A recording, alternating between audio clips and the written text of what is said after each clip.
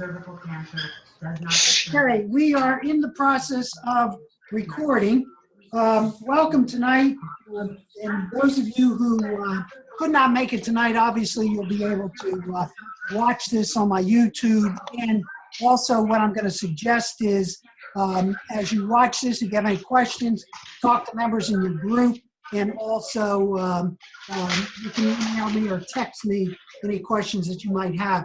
Also, what I'm going to suggest is if you're not talking to me or wanting to talk, please mute because there's going to be two videos that are going to come up.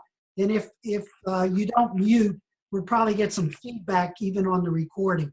So what I like to do is, before I get started on this, do you have any, or even before I do that, make sure you understand what your reflective conversation teams are. A couple of you have asked me about them.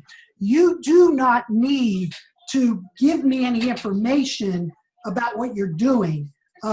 If you want me to come into a reflective conversation, I will, or if the group has some questions, you can send questions to me. But basically, they are your learning spaces.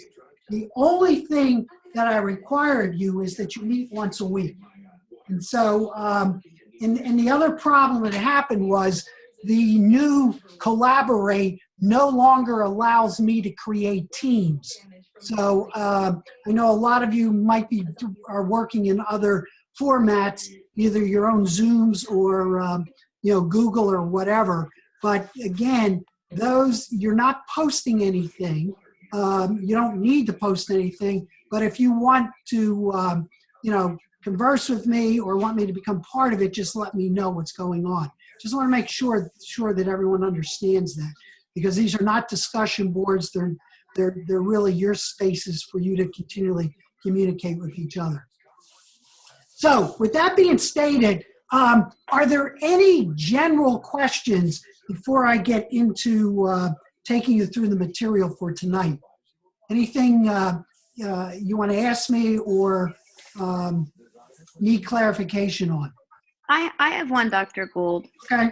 It's about the interviews. Right. I have it narrowed down to 2 people, but where can we get information on what exactly we're supposed to narrow in on so that I can make the best choice? Yeah, well, if you look at the syllabus, it talks about what you're going to do.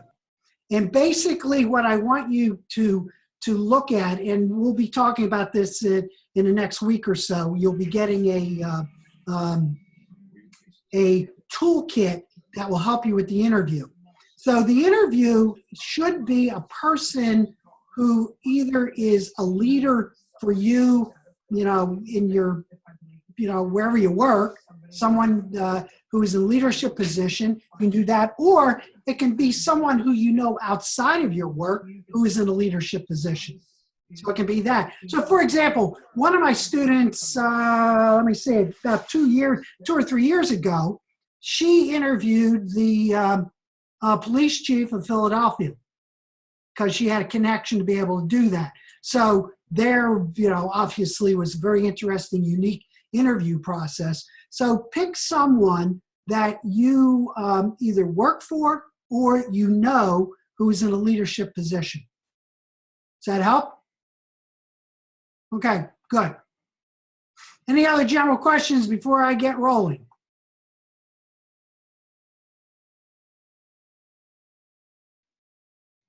Okay, so what we're going to do tonight is sort of take you down the U. So you've been reading in the Scharmer book all the sections that deal with going down the left side of the U. And what's important about understanding going down the left side of the U will come into play in your interview. So the reason I haven't given you more instructions at this point about the interview is I want to make sure that you have a sense of what Scharmer's setting up for you with this framework of the U.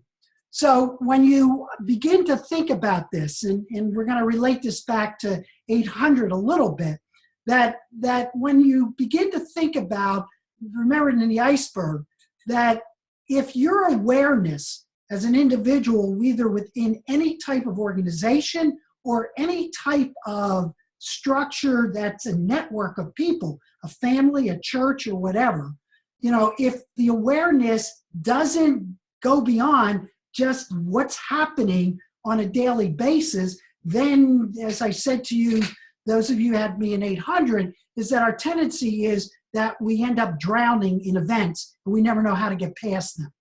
So what happens then is, as you remember, in 800, we talked about beginning to look at trends and patterns, understanding structures, and then a very important point at a deeper level is this idea of mental models. And so where the U now comes into this is going to help you to do a deeper dive into understanding what drives what we do. And so in relationship to this course in particular, what I'm getting you to begin to really think about is what's your source of leadership? In leadership, again, is defined as diverse through an entire system. It doesn't mean at the top or that's hierarchical. That leadership really takes place. So if you're a classroom teacher, you are a leader within that learning space, but also within there's probably kids who demonstrate leadership. So what we're really trying to do now is, as Scharmer points out, that if we penetrate into understanding our connection to the whole system, then really the source and effectiveness, as he states, of our actions then can really change. So the question, as we all begin to look at this as change agents, and I know from my own experience over 38 years in K-12 education, and I reflect back on my own attempts to make changes, whether it was in a classroom, as a classroom person, or as a superintendent of a school, the more I began to become aware of who I was in relationship to the entire system, the better chances I had to make change. So to me, that's a very, very important concept that I want you guys to really reflect upon. What does that mean? Yes? Question? I just heard this, what? Okay. So with that then, what we begin to think about is this idea that Scharmer really gets us to start thinking about what learning is, and how you begin to think about the concept of thinking and doing. So to put that into context of what's going on, particularly in the K-12 environment right now, is this big push towards STEAM or STEM. That what we're trying to do is to get kids to begin to demonstrate or to produce things, produce products, or to produce a project. So we get project-based learning, or we get the concept of product-based learning. And there's even now the beginnings of a greater understanding of application of ideas. So what Scharmer really begins to talk about is the capacity for increasing our learning so that we're able to get into deeper sense. And he talks about, two sources of learning for a leader. And that first one, as if you read about, is that really, when you think of most of our systems today, is that we attempt to learn from the past. And so, as he says, we act, we observe, we reflect, we plan, we act again. And really what we have is this kind of reflective learning process. And this concept of downloading is going to be important, and we'll talk about it in a couple minutes. But what he says in a traditional way is that in reality, what we end up doing is really doing the same thing over and over again. And those of you who had me, if you remember back to the use of the archetypes, like fixes that fail, and those types of archetypes and types of stories, that they help us to begin to picture why we many times do not get past the idea of changing the system. So if you think about school reform and the concept of school reform, whether it's in the K-12 environment, in which now those of you in higher ed, that is definitely becoming a major issue in higher ed as universities and colleges and community colleges are starting to deal with the whole issue of the concept of a 4-year degree versus the economics of that. So there's a lot of rethinking starting to take place. But Otto talks about this idea of really reactive learning. And then the second type of learning he begins to look at, and you'll see where this is coming from, is this idea of learning what he calls from the future as it emerges, and that's why he uses this word presencing. And so really what we're going to start looking at, what Theory U gets you to begin to think about is looking at that relationship between thinking and doing, and then developing deeper levels of learning. So the first time you look at something, then you kind of reflect upon it and you go a little bit deeper into it and deeper into it. And what really begins to emerge out of that, because you're not doing it as an individual, you begin to do it collectively, it increases our understanding of the whole, and then the actions then increasingly serve the whole structure, the whole way of looking at things. So these are two different ways of thinking about learning. And if you think about it from the point of view of your own education, and those of you who are teachers, think about how you were taught to teach, and now the movement away from just learning facts and figures to moving more towards action-based learning. These are the types of things that you yourself are going to have to understand, but also as a teacher, you're going to have to create your learning environments that get kids to go deeper and deeper into their own thinking and actions as it relates to whatever the project might be. So let me just stop there. Any questions about that? Any thoughts or ideas as you read about his concepts around learning? And that was particularly in chapter 6, I believe, and what I'm just showing you here.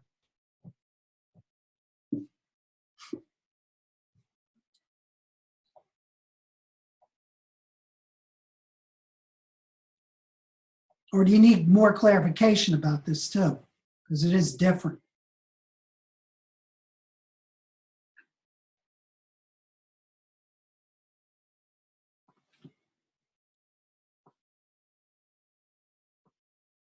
See, I keep thinking about Ferris Bueller's Day Off.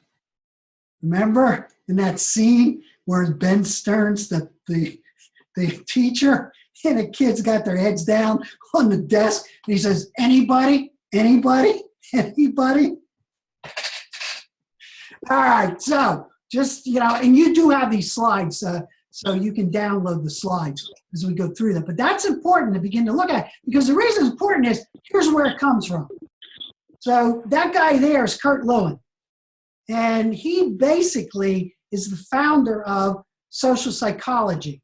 And really, he's the one who began to look at studying group dynamics and organizational development. And quite frankly, most of your dissertations are going to be what we'll call action research, and that comes out of Kurt Lewin's point of view. And those of you who know who Lev Vygotsky is, that these types of ideas really come from this idea that all your concepts, all your ideas, all your perceptions and everything really come from the environment in which you have lived in and what you've worked in.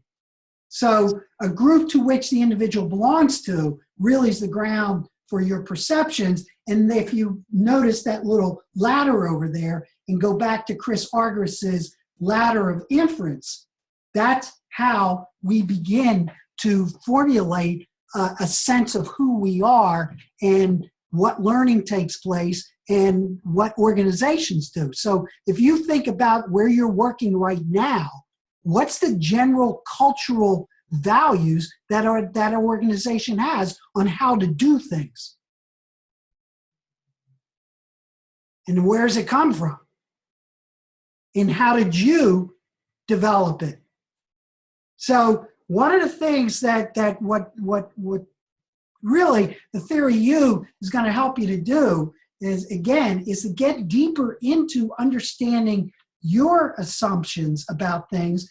And when you do the interviewing process, you're going to find that you're like, oh, okay, interviewing. Yeah, I know how to interview a person. I'm going to guarantee you that when you begin to see the structure of the interview, it's going to be much more difficult, because what you're going to learn how to do is to turn off that voice inside of your head in order to truly listen to what that other person's saying.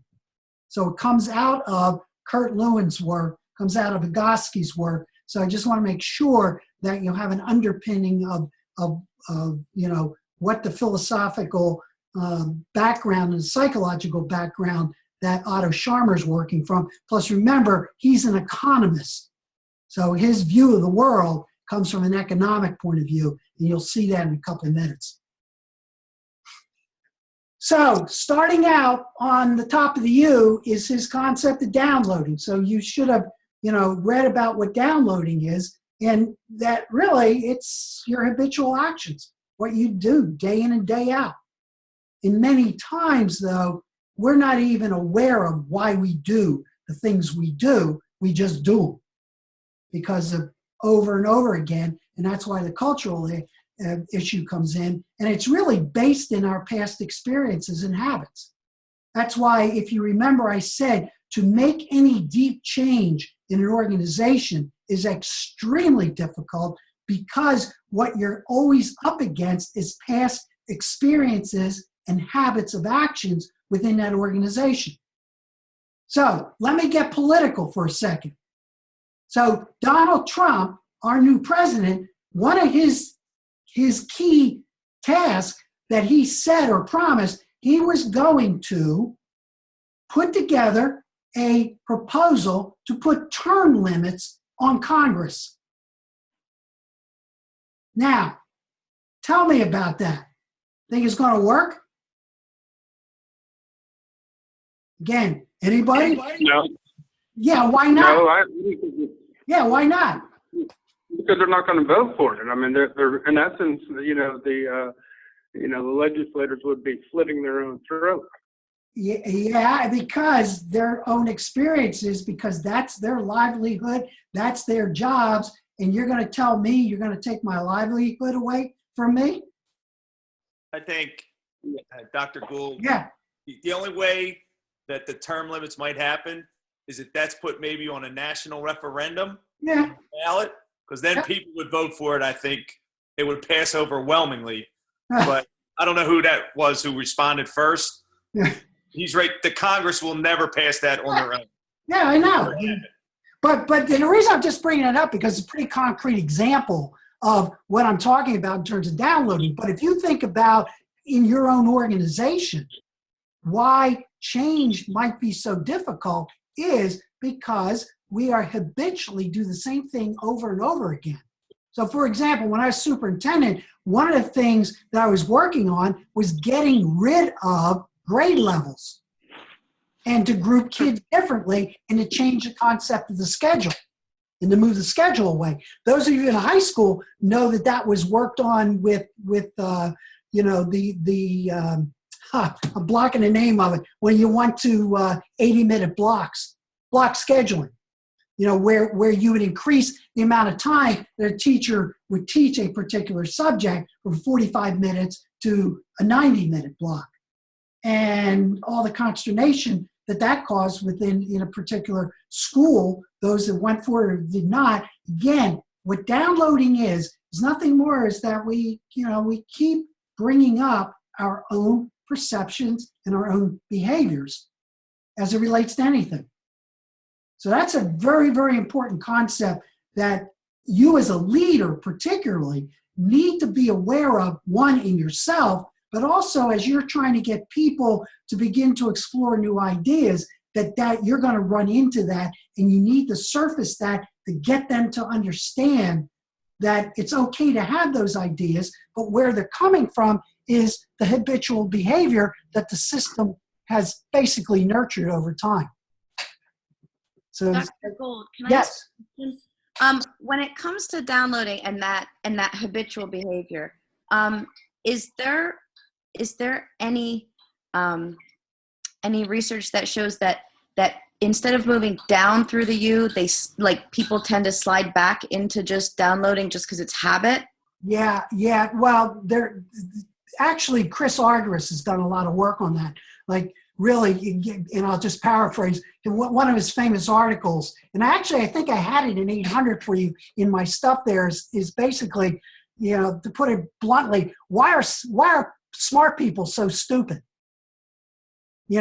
So the question is, and what it relates to is getting caught into those habitual actions. Now, one of the things we're going to look at next time we get together is his opposite of presencing, or the U, is called absencing. And that is where the downloading really goes to the negative side. And we get caught inside of our own skins. And what we end up doing is we, and you'll see this in a couple minutes when we talk about attention, what happens is we get locked in a frame of reference that it becomes us and them. So if you look at the political atmosphere right now, we're locked in us and them like nobody's business. And that's called absencing. And what absencing leads to is a fundamental way of thinking, which closes out any possibility for change or new ideas to come in. So we'll spend some time on that. But yeah, downloading just keeps us where we are and doesn't allow any new ideas to come in, or allow actually for, and this is where the negative side of it comes into, it allows or closes other people out from entering into this. Dr. Gould? Yeah. What you said earlier about bringing, there's the move in education towards the STEM academies and STEM education, but in the current educational trend, we're essentially judged on standardized testing. Yeah. Which doesn't bring STEM into play. Yeah. Is that kind of downloading we're staying with? Yeah, definitely. It's a great, perfect example of downloading. Because, and I'll tell you, again, now I got to get political again. So I always remember when George Bush got up in the State of the Union when No Child Left Behind was passed, and, educators were, quite frankly, really complaining about just what you're saying about what standardized tests are going to do. And so he said, basically, well, look, we all had to go through testing, and it was okay for us, and therefore, we're going to test our kids. Because that testing was good for us, it's good for them. So stop complaining about it. That's a perfect example of downloading. Legislators, so what legislators have a tendency to do, because they are looking and concerned about taxpayer money, et cetera, and performance outcomes. So the old industrial model, again, industrial business-based model, is to judge performance based off of what? The word begins with an M. Mechanical. No, not mechanical. Scientific. M. And M. The word begins with M. mechanistic. How about metrics? Ah. So metrics are what in the business world? Measurement. Yeah, it's measurement. It's something that is quantitative, and it shows that it's happening. So yeah, okay. When, like, for example, if you ever travel between the Pennsylvania Turnpike and the New Jersey Turnpike, you got a problem right now, because that bridge is shut down because there's a crack in it.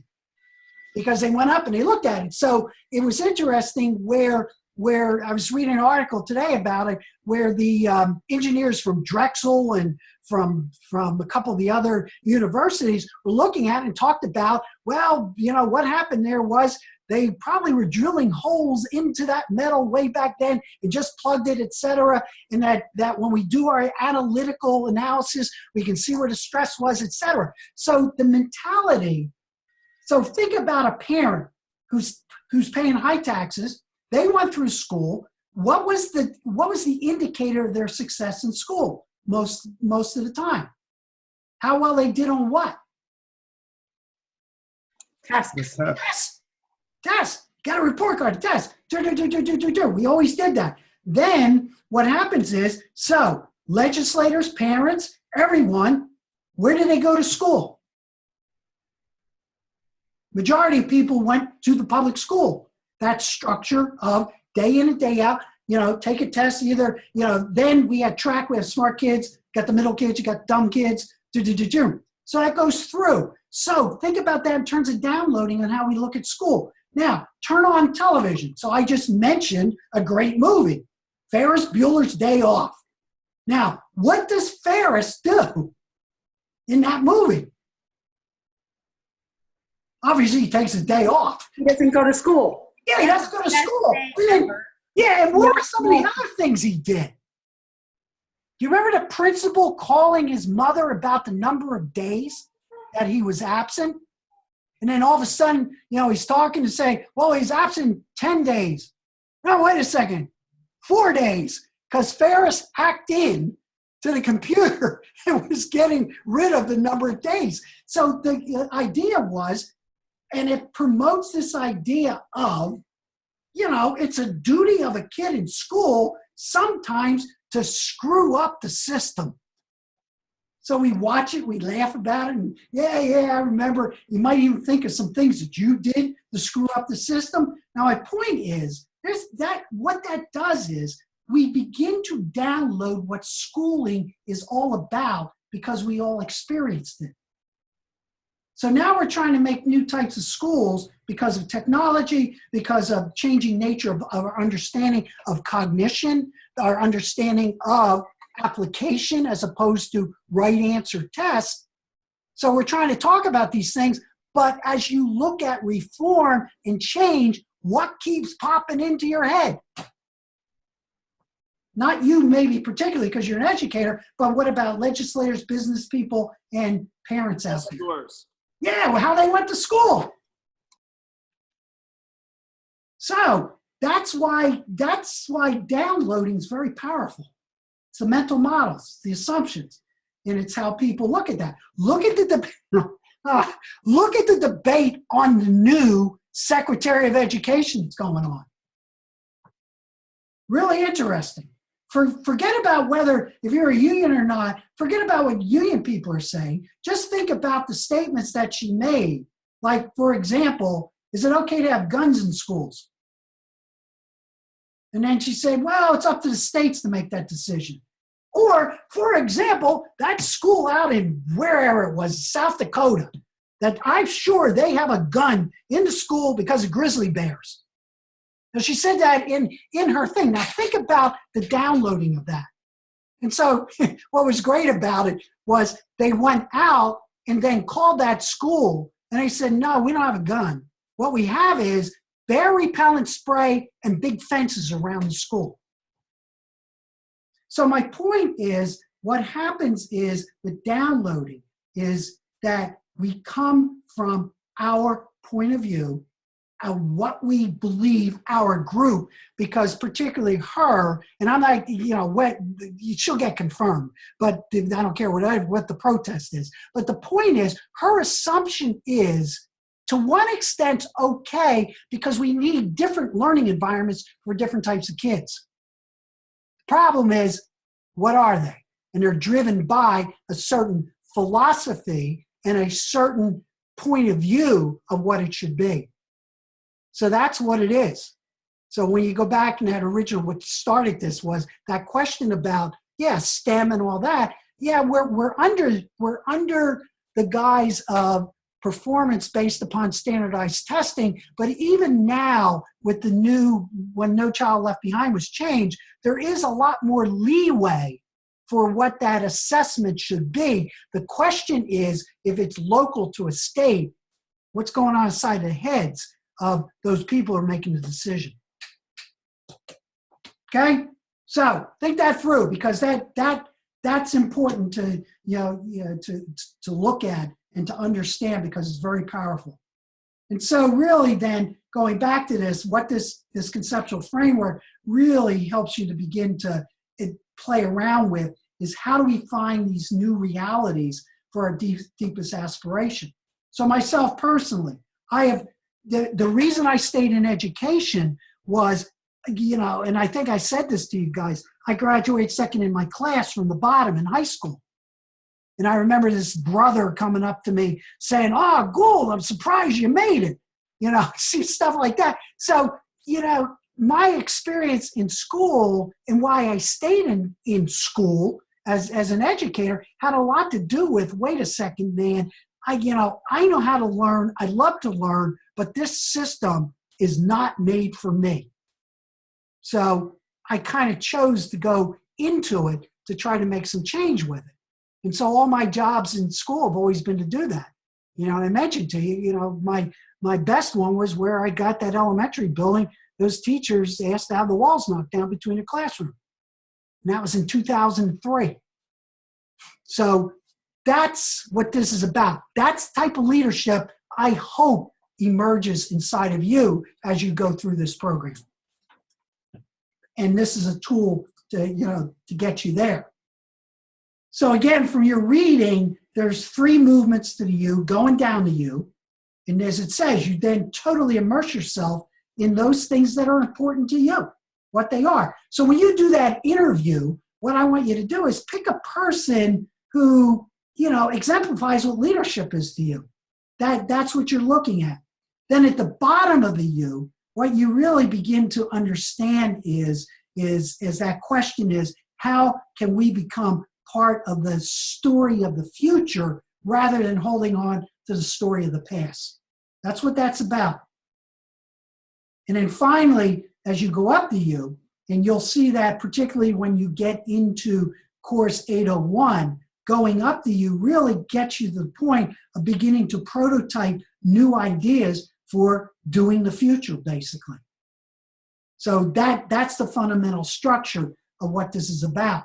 And then the components of it that you're reading about is, one, sensing. So he talks about sensing is that ability to transform our perceptions, of this present reality and our part in creating it. So as I think, slap my face, so I'll get political again. So maybe sensing is this new buzzword that's out there, alternative facts. So again, transforming our perception of the present reality. And what does it mean? Now, we're going to be talking about that in a fundamental way that leads to becoming open to seeking different ideas and discovering these ideas as a source of commitment, both myself personally, but collectively as a group. So a leader who can do that's what's important. But it's not a leader that's stuck in the downloading side. It's a leader that's stuck in really looking at this, transforming our actions as we act in the service of seeking what we're trying to change. Now, again, these sound like highfalutin buzzwords, but I'll tell you, there's a lot of evidence out there, particularly today, as you watch what's happening in the world, that this stuff is starting to, the ebb and flow of history is really coming into this process. And if you think about what happened, even with our election, then you think about what happened on Saturday, et cetera, there's some interesting relationships of emerging futures, fighting the past, et cetera. So it's kind of an interesting model to begin to think about reality. Okay? So I think I got a little short video here of Otto. Let me check and see if this is it. Yes. Here's how I, in my own life, for the first time, had a probably really tangible experience of these two types and qualities of self. I grew up in Germany, in northern Germany, near Hamburg, on a farm, and we lived in a 250, 300-year-old farmhouse, and every morning, kind of my three siblings and I would go by train into the city where our school was located. And on this morning, everything went normal until the last class, when the principal came in and told me to go home ahead of time. But she didn't mention why. But I noticed that her eyes were slightly red, as if she had cried just prior to talking to me. So that was slightly odd, but I couldn't make sense of it. And I took my bag, went to the train station. I called home, but there was no ring, no nothing. The line was dead. I boarded the train and arrived at the final destination. I exited, and there was another 8 kilometers to go to the farm. No bus, no one to pick me up. So the first time in my life, I would take a taxi. And halfway home, I suddenly see it, that the whole sky was black and that the smoke was arising from exactly from the place where the farm used to be. The next thing I remember is kind of the last kilometer. The driveway to the farm was totally blocked by vehicles, hundreds of people and firefighters. And I remember running past all these people and coming to stop right in front of the fireplace. And my mind cannot believe what my eyes tell me to see, which is that the entire world I had been living in up to that moment no longer existed, went up in flames. And only in that moment of loss, with all of that gone, I realized how much I had been attached to it, how much my identity had been attached to to that world. And it feels like as if someone is pulling away the ground under your feet, so you drop into some space of nothingness. And when that happened, I realized that there is still a tiny little part of myself left. And that's the one who is watching all that, who is taking all of that in. And when I realized that, I felt like time was slowing down, and I felt for a moment kind of pulled upwards and began to experience the situation from a little bit kind of above my own physical body. And I felt pulled upwards to a source that in that moment was totally clear to me what it was. It was connected to a field of future possibility that I, and only I, could bring into reality with my future journey. The next morning, my grandfather, who was 87 and who happened to be in the final week of his life, and who just was brought to an hospital a few days earlier from us, he came to what should be his last visit. So somebody drove him by and he exited the car, and then he didn't even turn his head to the fireplace, kind of that, where small fires were still working. But he went straight up to my father, who was doing the cleanup work. And he took his hand and he said, "Head up, my boy, look forward. Kopf hoch, mein Junge, Blick nach vorn." And these words, "Head up, my boy, look forward," made a deep impression on me. because they embodied an attitude that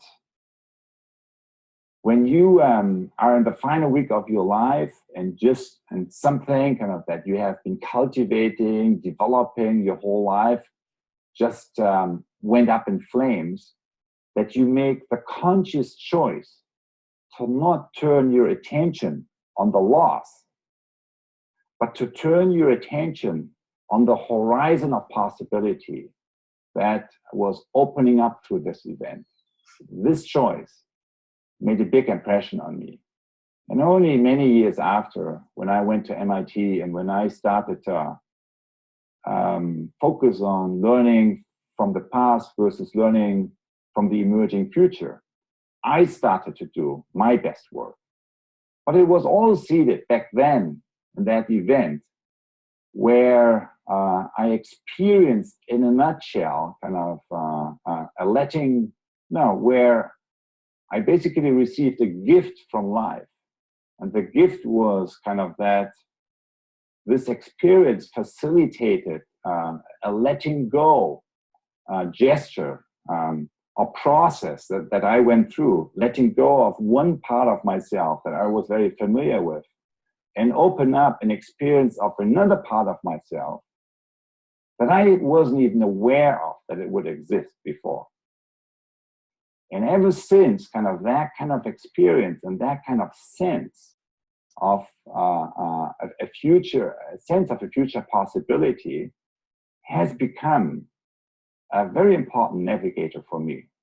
And for now, so that's my story. And now what I would suggest is that you take a moment and you think about what experience have you had in your life, kind of something where something happened to you that either clarified or deepened or changed your sense of who you really are. So think about an experience or a little story, kind of where something happened that clarified, deepened, or changed your sense of who you really are. And what I learned is that many of us, in fact, most of us, have these stories. And what you first think is, oh, I don't have that kind of story. So he has kind of that story, but I don't have a story like that. Well, just remember, that's stage one. Just stay with the question. So what is that type of experience that I may have had? Stay with the question. You will find one or several stories will come up. And it may be a story of letting go and letting come, like the one that I shared, or maybe a different story. So any kind of story that clarified, deepened, or changed your sense of who you really are. Take a minute to think about it now. Maybe write it in your journal, take some notes. And then, if you want, also share it with your other ULAB participants, which will allow us to really kind of look into the global microcosm that we are together here as a community of change makers, where we have all these different experiences that lead us to connect deeper to the same kind of source.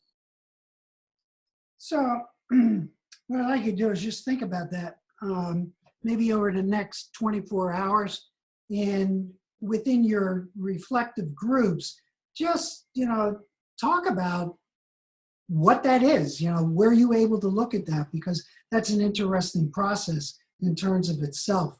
What I'll just ask you right now is any comments or reflections on what Otto just said that just hit you, right now?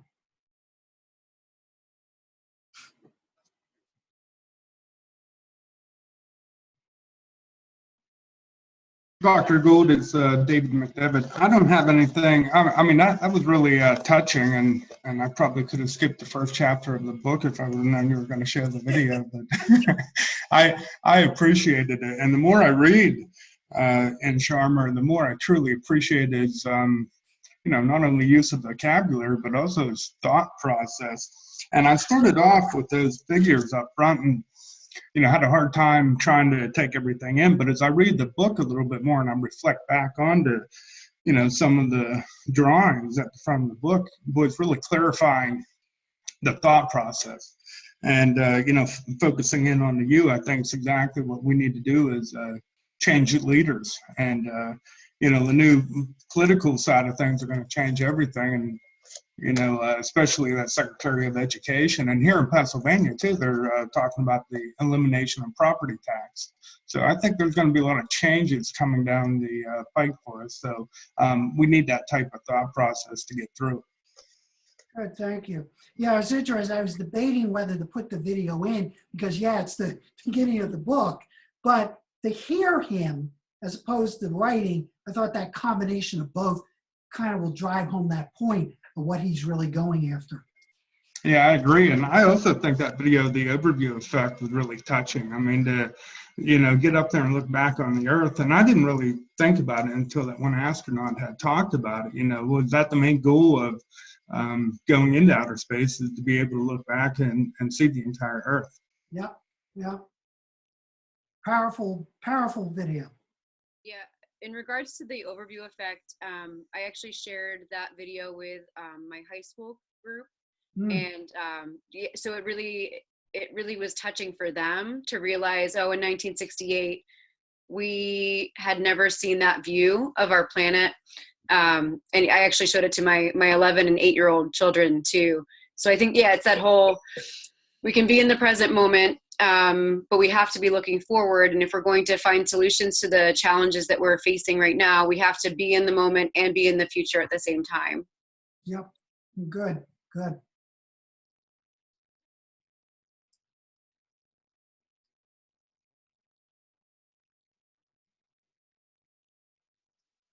So that basically, those two things together, when you think of the overview, and again, how they perceive the planet. And I think that becomes the important question, how one perceives the planet, how we're looking at it. And then when you think about what Otto, in terms of his work, and again, he and Peter Senge were the two that put together, the original book was called Presencing. And it was not as thick as Theory U, but it comes out of Otto's, that experience hit him very hard. It got him to think about it. And again, his question to you that I'd like you to think about over the next, 24 hours and even tomorrow, just write some things down and then share those with each other, because the combination of that with the overview effect, I think, it's a good stimulus to get you as an individual to think more and more about who you are. And I think that's what the point is. Here's Whoops. how I don't want to do that again. There we go. So, again, as you look at Theory U, and again, I'll go through this real quick because this is the book, what's in the book. And I just want to make sure that you have a sense of this. So you have sensing, presencing, and realizing. And then this idea of suspending and redirecting is very important. That's what you're going to experience when you do the interview process, where we're going to deal with getting you to suspend your points of view while you're listening to that person. And what that's going to entail is getting you to suspend what you think about them, because I'm asking you to interview a person who who's in a leadership position. And I'm sure as you, like when I was asked, well, tell me a little bit more about this because I got two people in mind. So what I want you to think about is, okay, what did you have in mind about those two people in relationship to that? What assumptions were you bringing to the table? Are you interviewing someone who you agree with? Are you interviewing someone who, I don't either think either way, or I'm interviewing someone who maybe I disagree with? And that's important for you to tease that out, because what you need to do, and I'm going to tell you this when you become a researcher in doing interviews in your doctoral work, the ability for you to suspend what's going on inside your head so you can listen to truly what that other person is saying is very critical to a researcher. So that's That's what going down is about. First you suspend, then you redirect. Then you allow for the development of a new relationship in order to allow the space to take you in asking the types of questions that you're trying to ascertain from this individual.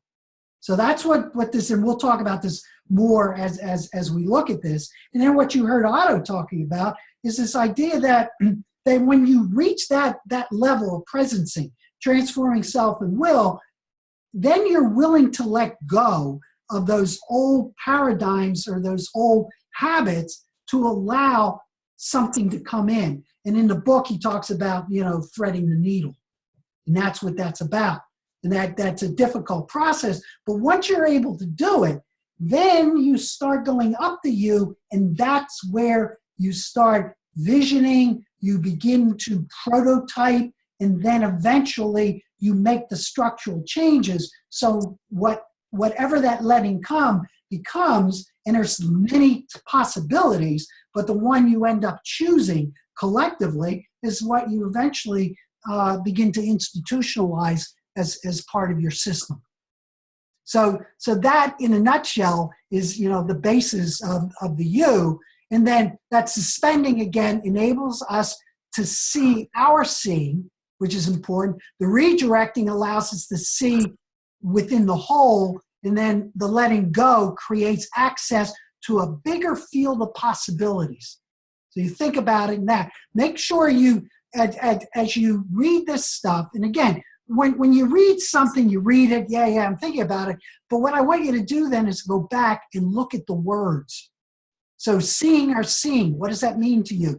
Within the whole, seeing from within the whole, what does that mean? Or what's this larger field of possibilities, which then, as I said, leads to new visions, which then leads to new visions, and then finally, your prototyping really allows you to translate vision into this testing field to embody these new types of ideas.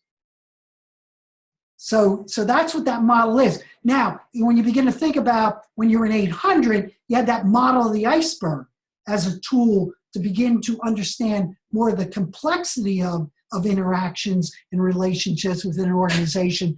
This one, as I said to you, allows you to get into a deeper level of understanding mental models, of beginning to understand what's driving me as an individual, and then collectively as a leader, how do I get other people to get to this level?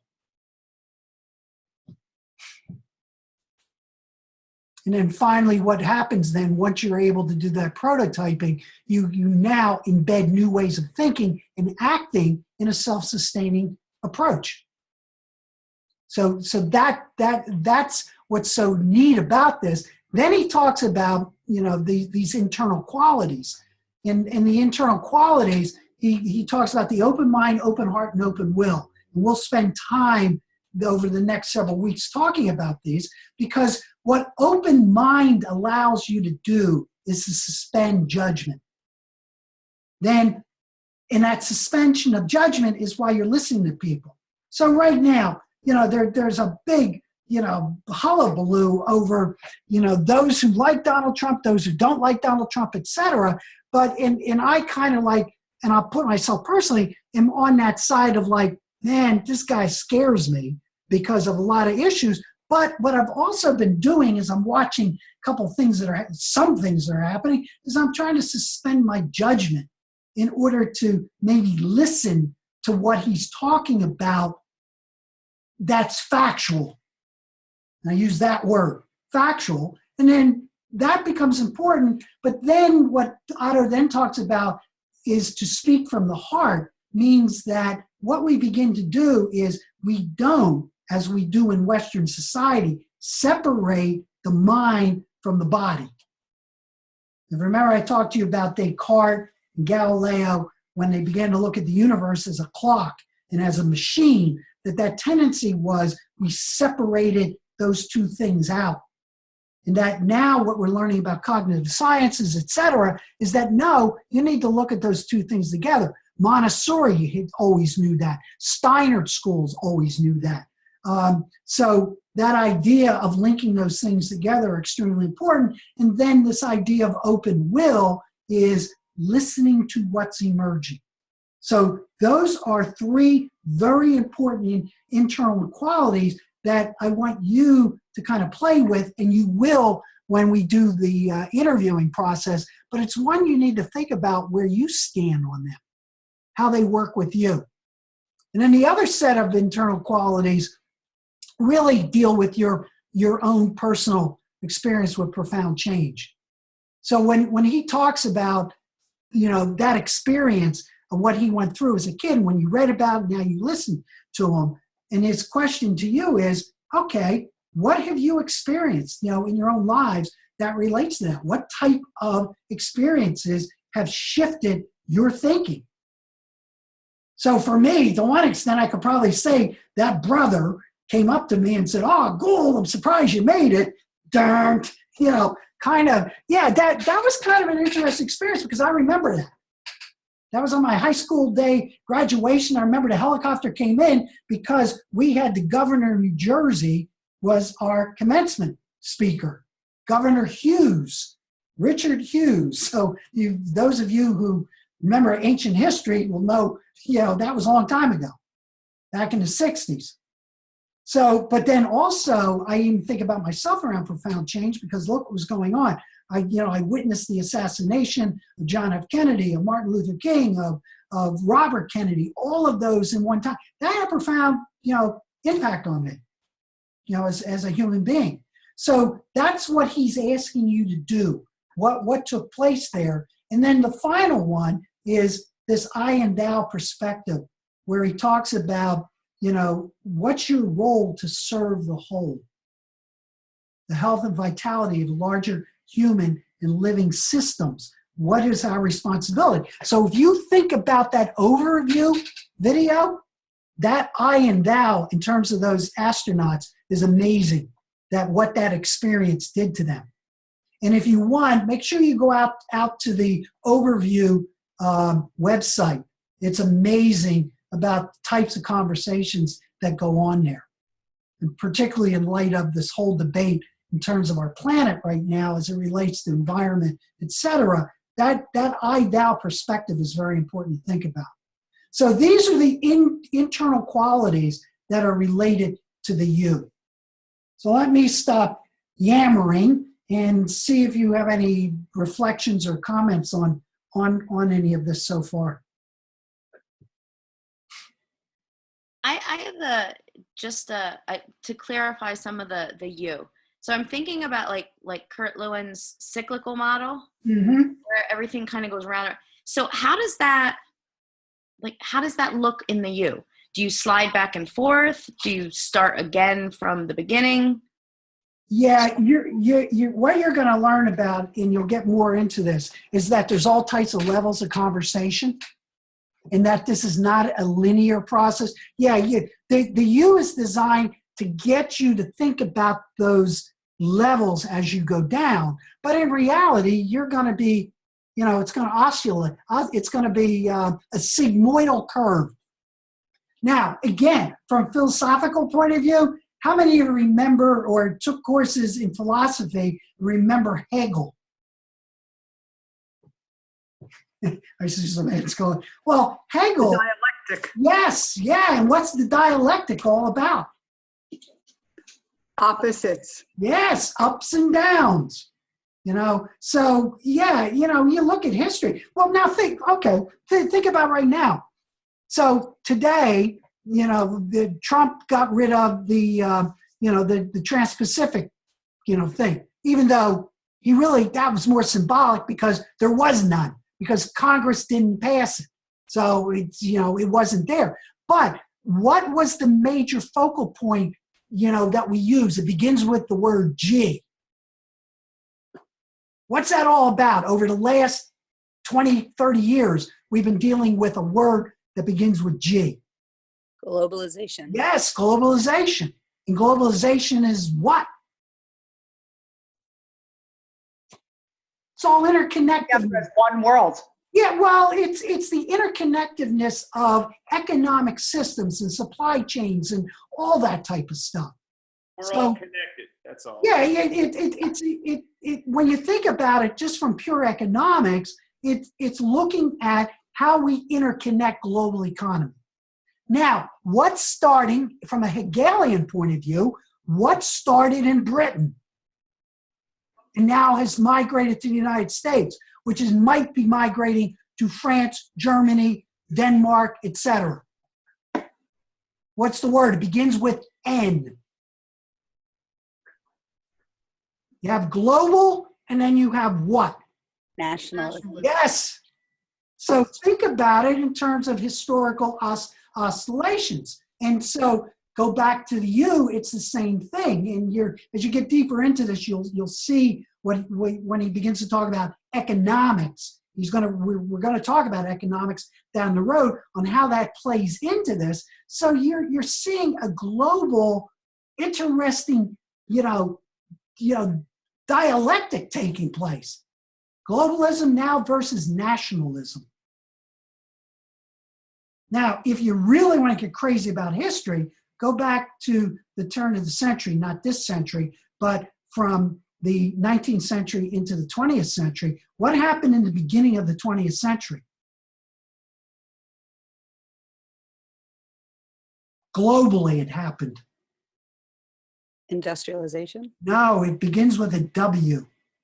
It has two W's and a 1 after it. We ended up World War I. What drove World War I? Nationalism.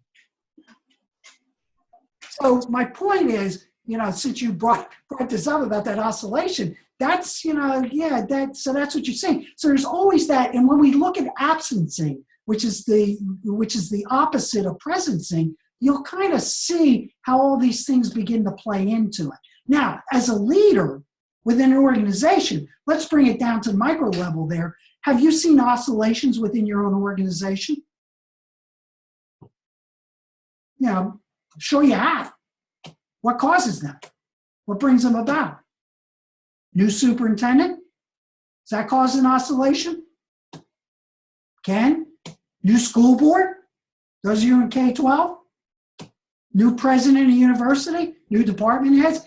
So those are the types of things. So all he's saying is that from the internal quality is, the more we have the open mind, the open heart, and open will, and then we begin to relate to ourselves, to our own experience of profound change, and then we start looking at that I-thou perspective, that really gives you a whole different twist on the idea of what leadership is about. And then go back to Heifetz and Linsky, leadership on the line. Think about the idea of the balcony and the dance floor and how those concepts begin to interrelate, and then put it into practical examples. So what happened Saturday in this country? Inauguration. Saturday. The Women's March. Yeah. Oh. That all that. Oh. It was just, so my point is, think about that in ebbs and flows and et cetera. How many of you were, I was going to say alive during the Vietnam War? So, I mean, that was big for me. I had a very low draft number. And, I guess luckily I flunked the physical, which was bizarre, to tell you the truth. But again, I've never seen what happened Saturday. The last time I saw something like that was back in the late 60s. So, Dr. Gould, this is Jennifer. I was actually there on Saturday. Were you?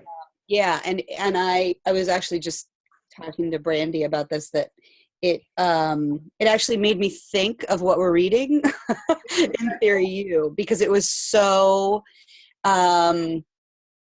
I've been to a lot of rallies and a lot of marches, and I've been to a lot of events in DC that are huge, that have big crowds, and I've never seen a crowd that big. Yeah. And I've never seen a crowd that well behaved and that sort of kind and gentle with each other. I mean, everybody was like, it was like a big party with 1 million of your closest friends. I mean, it was real. And it made me think about kind of envisioning the future that you want to have happen, I realized like this is what all of us are hoping for in our society, is that we can live in a world where people treat each other this way all the time. So it's interesting. Yeah, yeah. You know, it was funny. I tweeted today related to that. You know, I was so interested in it. I said, the only way we're going to know if that rally was sustainable is in 2018. That's when we'll know if it was real or not. Because that's how change takes place. So think about the Tea Party. The Tea Party did the exact same thing after Obama was done, but it didn't get that type of notoriety that this did, because this one was, when you think about how it happened, there was what, a Facebook post by a woman in Hawaii. The thing about the impact of one individual and what that did turned into a worldwide phenomenon. So I always say to people, you know, about change, that's a pretty interesting example about the possibility of a profound change and letting go to let come. Now, again, that tied into a very powerful angst that was going on in our culture in general. But so the point maybe, and this is just a reflective point of view now, as you talk about that, is that when you begin to think about change process and events, and then you look at the you of letting come to letting go to let come, you know, it's kind of an interesting, you know, metaphor for thinking about change process, but it also gives you some insight to what could possibly happen within your own environments under your own leadership.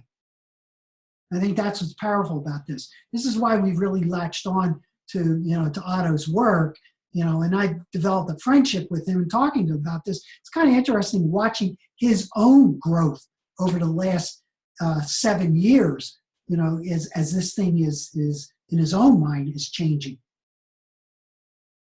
So those are those internal qualities. And again, you know, there's no sculpture, I think, of women this way, so I'm always very sensitive towards this now. So if any of you know some picture I use of a woman as in terms of great art, let me know what it is. So anyway, so the quality of results then, as he says, by any system really depends upon awareness from which the people in the system operate. How aware are you?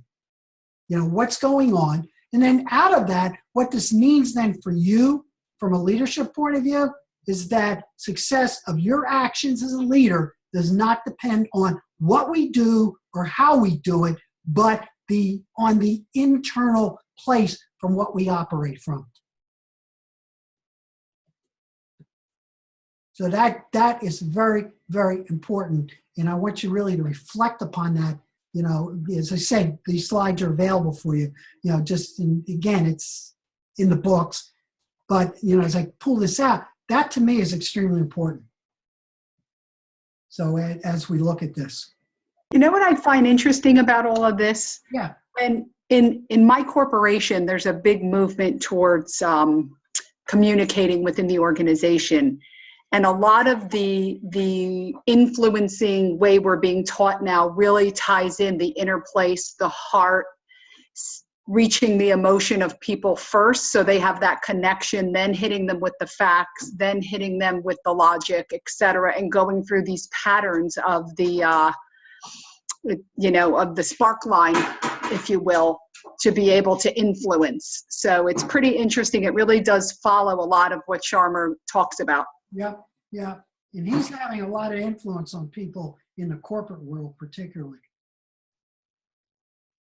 Someone else going to say something I couldn't tell. Okay. So then really, this is, you know, as you think of the core leadership component, it's really, you know, shifting how individuals attend to and subsequently respond to any given situation. What do you think about it? How deep can you get into it? How do you understand it? You know, what does it mean to me? And how do you create the cauldron or the space for the conversation around that? So again, your reflective teams are designed for you to do this. just sitting there and say, okay, I don't need a professor sitting in here. I don't need that. I have a lot of ideas. I have a lot of experience. So let's just talk. Because that's what I hope will happen within your own environments and what you're doing. So, and then what he begins to talk about is, and I don't think we're going to get the whole thing because we're at an hour, a little over an hour and 15 minutes, but here's where he begins to talk about what you're really trying to surface. And this is why I want you to get the surface is, that we're really blind to the deeper dimensions of who we are, of leadership and the transformation. That's what that blind spot's all about when he talks about it. So, the more we can surface our blind spots, both individual and collectively and organizationally, that's once they are out there, once we begin to attend to them, then the possibilities of letting go to let come are made a lot easier. And again, I love what you said about that experience on Saturday. That's amazing. And I came across, except for maybe Madonna, man, she kind of like went off the rails. But you expect that. It was funny. I was on a treadmill, in a gym because working on this hip of mine, and I didn't have my earphones on. I was listening to music, and I saw her up there, and I'm trying to get my thing in to plug it in, and the next thing is she's gone. They took her off the air. So anyway, hey, it takes all kinds. So I'm going to end with this. I just want to go through this, and then what I'll do is we'll pick this up again. I might do maybe next week. I'll say if you guys want me to finish this, I'll put one together next week if you want to come back in for the end of it. If you don't, I'll still record it and you can watch it. But here's these fields of attention, and I think these are very important to think about. So this is where you begin to think about your blind spot. So what he talks about is that you find a lot of people, and I want you to think about yourself, that really act from the center inside of my organization. So I'm a company person. I follow the company line. I believe that. I want everyone else to be that way. We do it because that's the way we do it. So that center of attention is, it put blinders on you because you're always working from the culture within that parameter, that boundary. So that's the first level that you need to be aware of. The second one he begins to talk about is this idea now that, whoa, I go to the edge and now I begin to act from the periphery inside of one's organization because I see some things out there that maybe we need to look at and talk about. So that's the next level of attention. It's one where I'm willing to look at certain ideas. So myself personally, I'm willing to look at the new administration's ideas right now. I've almost gotten to that point I got to do it because if I don't, I'm going to drive myself nuts. So I got to practice when I'm preaching. So I'm willing to look at this. I'm willing now to, because we got to get, you've heard the word, the first one's the bubble. Now just think about that. This is a bubble. Now the question is, how do we get out of the bubble and how do we start crossing? So if you look at Congress, one of the problems with Congress is it's there in number one. That's where it acts from. It acts from either a Republican or a Democrat. Question is, how do we begin to, bridge this? And then the third level he begins to talk about is really now I begin to act from beyond my organizational boundaries. So I begin to say, hey, there are some interesting ideas out there. There are some things we should think about. Maybe, I have to understand why some other people think this way in order to, grow, to find out what's going on. So Scharmer calls that third level, and that's acting beyond one's organizational boundary, cultural boundary. You can substitute the word family boundary, cultural boundary, political boundary, doesn't matter. And then the last one is the one we're really trying to get towards. And that what that one is really where now we act from the emerging spheres across our boundaries. We begin to look at, okay, how do we begin to interact with others for the sake of the future, or sake of, again, you can substitute words, our school boundaries, our organizational boundaries, our political boundaries, our religious boundaries, it doesn't matter. So the more you as a leader have a sense of, one, where you are in terms of your own attention, but then again, how do you develop strategies within an organization, a department, a group, to get people to expand their levels of attention? That becomes a critical component. That to me, as you think about this, is pretty powerful stuff in relationship to beginning to understand how to go down the U to stop the downloading. So that first one, you're going to download. Second one, maybe I'm willing to begin to see something a little bit differently. Third one is, all right, I'm willing to suspend and to listen. And then now that fourth one, I'm at the bottom of the U. Because now I'm willing to let go to see what the possibilities might become. So it's kind of cool framework to, think about anything, that we do. So any comments, questions about that, up to, as we're looking at this? A lot to take in. Just one question. When you're at the bottom and you're emerging across one's boundaries, if you do that properly, you eventually end up in the first space again, because now you're all thinking in the same center? Boy, you're so linear. No, yeah, well, again, now think about this way. Which doesn't have to be bad. No, it doesn't, because what you're going to do is, so if you go back to going up the U to institutionalize, all right, so at this time being in the present, where we are, this makes sense to do this. But what's going to happen over time? Going to go again. New information is going to come in, new ideas. So think about just a very concrete example. What has technology done to the classroom, or attempting to do to the classroom?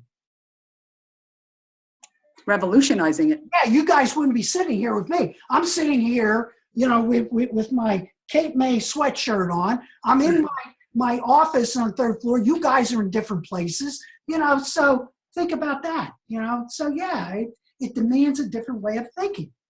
Mm-hmm.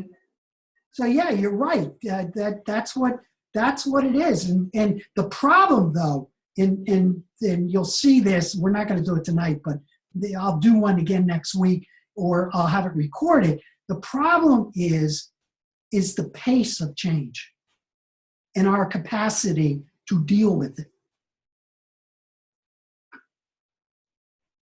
That's the problem with fake news. So when you think about what fake news is, it really is, it's nothing more than a bombardment of information, and it's shaped by whoever wants to shape it, depending on what their center of attention is. So the downside of technological revolution is that it's outpacing our ability to process this in our biological brains.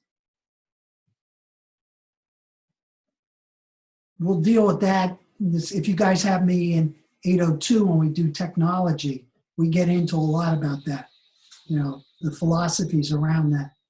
There's a guy by the name of Ray Kurzweil who wrote the book Singularity is Near.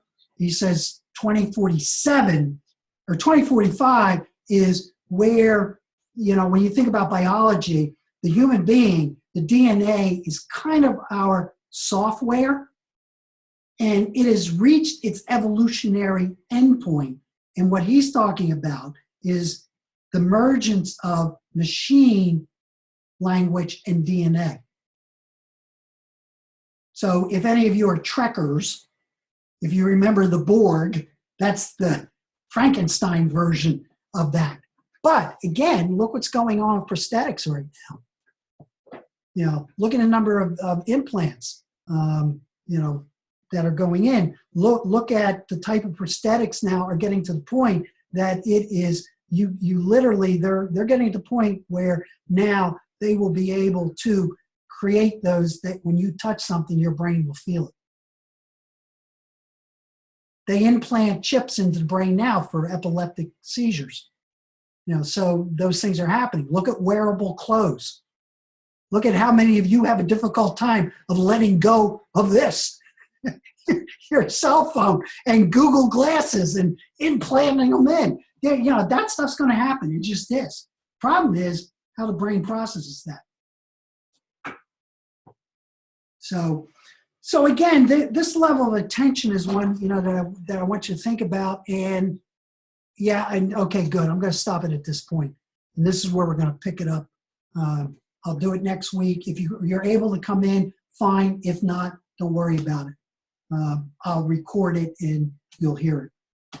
So, any closing comments, questions, anything? You know, as I said, there's a lot of stuff here that you've got to process, think about. But do the thing that Otto said. You know, think about your own change experience, and then within your groups, particularly talk about it.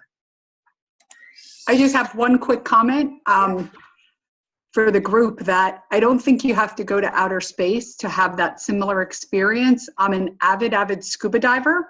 And when you're in a place like Galapagos under the ocean at 80 feet and you're being circled by about 1,000 hammerheads and the life that just comes to you there, it is another world in itself also. And it is a very awe-inspiring experience. So I challenge people to not the Caribbean and stuff like that, but really do a dive that's far out and remote. It's amazing. Cool. Thanks.